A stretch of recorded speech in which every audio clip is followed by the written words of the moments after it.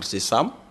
avec ses lots de problèmes en termes d'occupation anarchique sur les voies publiques et sur nos boulevards. Il fallait stabiliser cette route-là. Et nous avons quand même aménagé des magasins haut de gamme qui ont pu stabiliser et enrayer définitivement l'encombrement sur cette route-là. Il y avait aussi le Mao Doucouré. Mao Doucouré,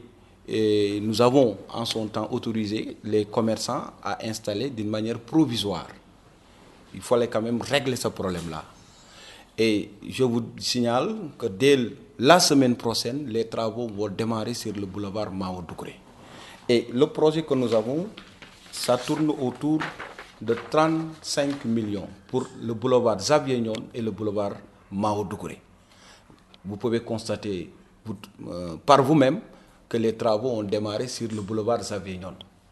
Et sur le boulevard Mao Doucouré, dès la semaine prochaine, les travaux vont démarrer. Et nous allons démarrer de la sous-préfecture vers le rond-point Diakhao. Et ce que nous allons faire, c'est uniquement, on va faire des grilles de protection pour pouvoir sécuriser le boulevard et y aménager de l'espace vert et des bancs publics. Nous avons démarré sur le... Et le Xavier Nione peut donner une idée même ce que sera le boulevard Mao Doucouré. Et qu'est-ce que vous allez faire des occupants? Les occupants, voilà le problème. Parce que notre démarche, comme je l'ai toujours dit quand on m'accusait d'être un maire trop passif par rapport à l'encombrement, à l'occupation anarchique des voies publiques, j'ai dit un maire ne doit pas se glorifier dans des actions de destruction. Mais un maire doit se glorifier dans les actions de construction de sa commune et d'apport de solutions aux problèmes de ses citoyens. Et nous avons dit, si nous faisons aujourd'hui le constat sur le déguerpissement de marché Sam, ce déguerpissement de marché Sam qui a été effectué par la ville a transformé aujourd'hui la ville de Thiès en marché de Thiaroye. Nous avons, à la place du marché Sam, c'est le marché Thiaroye que nous avons au niveau de Thiès. Ce déguerpissement n'a rien apporté de bon. Il fallait penser cela. Et nous ne voulons plus quand même tomber dans ces mêmes travers-là. C'est la raison pour laquelle nous avons pensé à un site de recasement d'abord. Pour pouvoir effectuer le déguerpissement sur le boulevard Mao Doucouré. Et ce site de recasement, nous avons trouvé dans le marché central un espace de plus de 240 mètres de long sur 12 mètres de large. Et il y a un canal de 4 mètres qui sépare ce canal-là. Et ce canal-là ne sert qu'à abriter des immondices, des ateliers de menuiserie, des gargotes. Nous avons aujourd'hui, avec un partenaire, un ambitieux programme de récupération de cet espace-là. En quoi faisant? D'abord, en réhabilitant totalement le canal pour pouvoir récupérer les emprises. De part et d'autre, c'est 4 mètres sur 240 mètres. C'est 4 mètres sur 240 mètres. Et quand nous avons fait les études techniques, ces emprises autour du canal peuvent nous donner 600 places. Et du coup, nous pourrons recaser les 80 occupants du boulevard Mao Doucouré et encore recaser ces vaillantes femmes vendeuses de légumes et de poissons. Mais est-ce qu'ils ont l'information? Autrement dit, est-ce qu'ils approprient également? Donc je crois qu'au niveau du marché central, l'information est bien partagée et aujourd'hui, il y a un engouement terrible par rapport à ce projet-là. Donc ils ont bien compris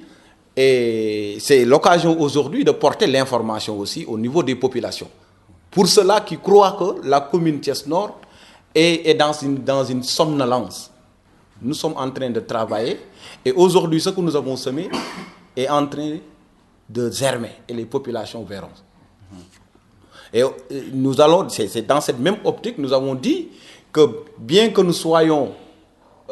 tolérants avec nos populations pour l'occupation anarchique,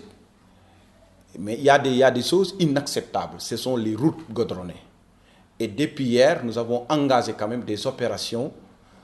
de désencombrement sur ces voies publiques-là. Lignes 5 et 6 puissent passer sur la voie Petersen et le problème sera maintenant un mauvais souvenir. Ils nous ont dit que c'est notre terre, vous ne pouvez pas y toucher. Et aujourd'hui, ce site est agressé. Donc, la solution n'est pas de déguerpir. La solution, c'est d'une manière simultanée. Vous déguerpissez, mais vous proposez à ces déguerpis-là un site de recasement. C'est ce que nous allons faire. Et ce site de recasement, avant l'hivernage, ce site de recasement sera fait et ces veillantes femmes-là auront leur place pour pouvoir mener leurs activités commerciales tranquillement. Marché Sam ay lu mot junni nit doon fa yëngatu loolu indoon ay jafe-jafe commune Thiès Nord maanaam si wàllu dem bi maanaam tali yi trottoir yi ak boulevard yi ñooñu ñu tas te yóbbuñu leen fenn te mënuñu dem feneen te mënuñu bàyyi def jaay aussi dañoo ñëw toog mais comme ñun en tant que commune Thiès Nord suñu devise mooy nan la ñuy fexe ba askan gi nga xam ne moo ñu fal ñu indi saafara si seen jafe-jafe te duñ leen lor moo tax ñu ni tali jaxaaw bi pour que waa population jaxaaw bañ a dundaat lu ñu dundoon si marché Sam nañu stabiliser tali boobu def fa ay magasin yu nga xam ni haut de gamme la tey magasin yooyu stabiliser nañu amul encombrement amul luy xeeñ si tali boobu booy dugg jaxaaw mais mu des Mao Doucouré bi nga xam ni joxoon nañu autorisation commerçant yi pour ñu toogandiku fi en attendant ñu trouver site de recasement tey boulevard Mao Doucouré boobu ak le boulevard Xavier Nione commune Thiès Nord ci budget 2016 am na une enveloppe de 40 millions pour defar ñaari boulevard yooyu bu ngeen xoolee boulevard Xavier Nione bi tàmbale nañ ko boulevard Mao Doucouré bi ci la ñuy ñëw lu ñuy def mooy des grilles de protection tëj boulevard bi complètement avec des grilles de protection pour mën a def ci digg bi espace vert def ci ay bancs publics ba pare baliser les trottoirs ci Mao Doucouré bi kon foofu problème bi day réglé Petersen aussi ñu gis ni jafe-jafe la moo tax depuis démb songu nañ ko pour que yoon bu ñu libérer ko totalement ñu ngi waxtaan ak transporteurs yi pour que bis ligne 5 ak 6 di fa jaar pour que problème boobu dañ waaye li nga xam ni moom mooy saafara définitivement problème bi mooy ñu wutal nit yi fu ñuy jaay moo tax commune Thiès Nord ba mu ñëwee yaafu si dem nañu ba am benn site bi nga xam ni tey si biir marché bi mën naa jël juróom benn téeméeri nit yu fay nekk donc ñu toog si Mao Doucouré bi juróom-ñett fukk nit lañu ñoom dinañ fa dem travaux yooyu démarré nañu mooy que bu ngeen xoolee canal bi bande bu weex bi fii la canal bi nekk mais emprise canal bi la ñuy jël canal bi fii mooy doon passerelle dañ koy defaraat ba nga xam ni bu mucc ayib nga xam ni nit yi dinañu mën a dox ci kaw emprise bi ñu mun koo jël mun ko def ay étal te liggéey bi nga xam ni moom la ñu def ci canal bi ñi nga xam ni ñoo yoroon mairie yi nekkoon fii comme tonton Gaaku nga xam ne def na fanweeri at ak juróom-ñetti mairie nee na ma musu ñoo kiire canal bi parce que si yaatuwaayam ak dayoom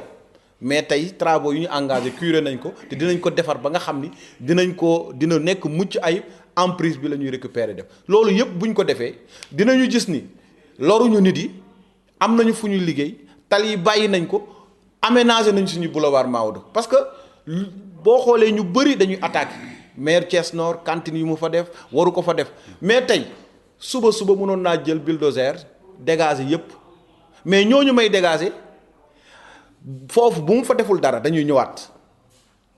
moo tax ñun dañuy xalaat ni bu ma defee lii lan lay def foofu mais du caaginu rek damay dindi def politique gu bulldozer def politique gu de guerrier dem tëdd boo defee ba pare parce que gérer aussi da ngay xalaat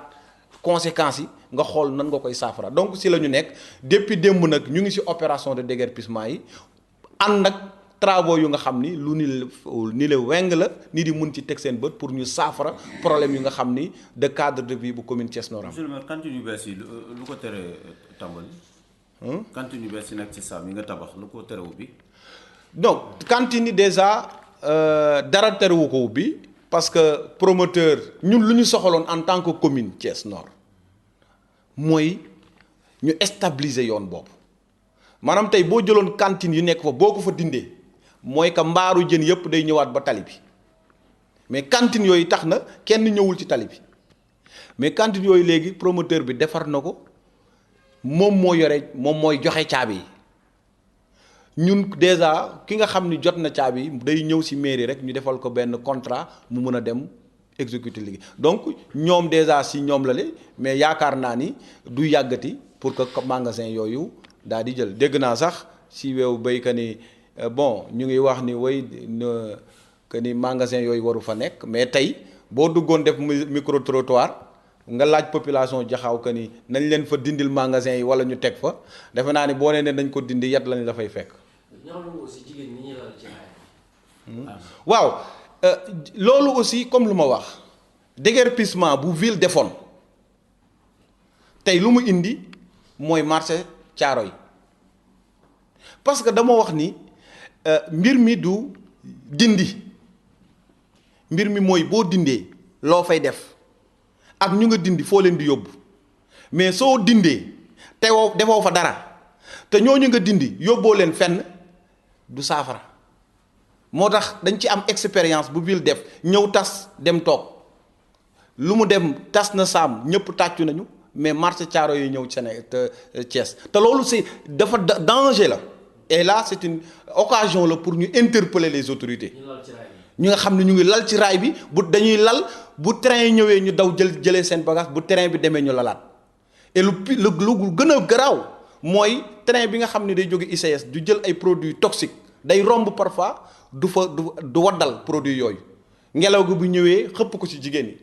te loolu mun na indi du point de vue sanitaire musiba la mais site boobu ñun mënuñu fa dugg même bu nekkee commune Thiès Nord titre foncier de l'État la c'est-à-dire chemin de fer ko moom titre foncier 143 la ñun sax ba ñu bëggee eggale suñu magasin yi pour mën a taaral suñu dëkk ba traay bi waa chemin de fer dañoo ñëw ñu ni titre foncier boobu ñoo ko moom te loolu moom mooy problème bi donc c'est un problème réel qui est là et c'est parce que lan la def nañu lu nga xam ni teguñu ko ci xalaat teguñu ko ci gis-gis bu leer nañu dindi ñoo xam loolu nag moo indi tey marché Sam nekkaat marché Thiaroye te defe naa ni entre marché Sam ak marché Thiaroye bu ñu doon choisir mun nañu bàyyi marché Sam ba ñu trouver site de recasement.